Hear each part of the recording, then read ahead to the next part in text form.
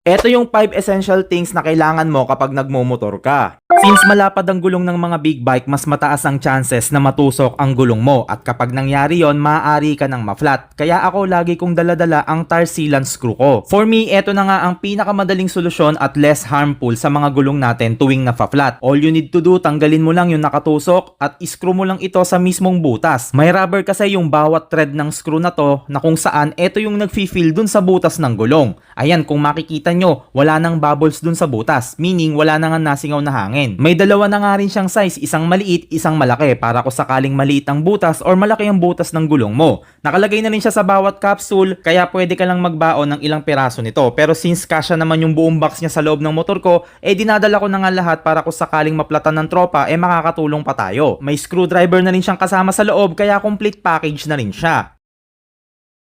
Isa sa nagpapahirap sa ating mga rider ay ang ulan. Bukod sa nai-stranded tayo, pinapalabo din nito ang paningin natin. Nagbubutil kasi yung mga water drops sa lens ng helmet natin, dahilan para mahirapan tayong makakita sa daan. May mga times kasi na sinusuong natin ng ulan, lalo na pag medyo mahina na ito. Kaya para maging crystal clear pa rin ang vision ko, naglalagay nga ako ng water repellent sa helmet ko. Pag inabutan ka ng ulan, ipahid mo lang to sa lens ng helmet mo bago ka umalis. After nun, mapapansin mo na hindi na nga nagbubutil yung mga tubig sa helmet mo. Pocket size lang din ito, kaya lagi ko rin siyang daladala sa motor ko. Marahil maraming beses nyo na itong naririnig, pero sobrang useful talaga ng paddock stand para sa inyong mga big bike since wala nga itong center stand. Lalo na kung mag-a-adjust ka ng kadena, maglilinis ng mags at magche-check up ng gulong. Mas mapapadali nga ang pagkukumpuni mo kung meron kang paddock stand. Compatible nga din ito sa mga 150cc at 200cc na sports bike dahil kung wala nga siyang spool, meron nga siyang L-type na adapter na pwede mong ikalang sa swing arm nito. Kaya kung may paddock stand ka, ito ang makakasangga mo sa garahe tuwing nagme-maintenance ka.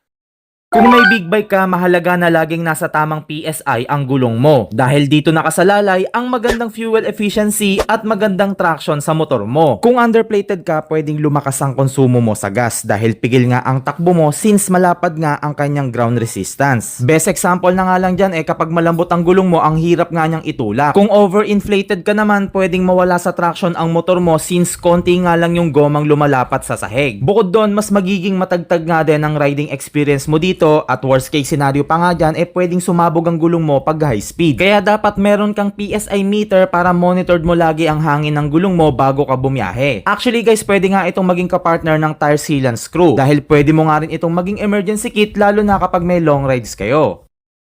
Tuwing may ride, napaka-hassle nga kung lagi mong bitbit ang helmet mo. Hindi mo nga ito maiwan sa motor mo lalo na kung naka-big bike ka since nakapix na nga ang upuan nito at wala pang top box. Kaya mas maganda kung meron kang helmet lock na nakakabit sa motor mo katulad nito. Pwede mo nga siyang ikabit sa handlebar nang sa ganun pag isasabit mo ang helmet mo, at least nakalock na rin siya. Mas mainam na may ganitong helmet lock kesa wala, at least secure pa ang helmet mo at hindi mo pa laging hawak.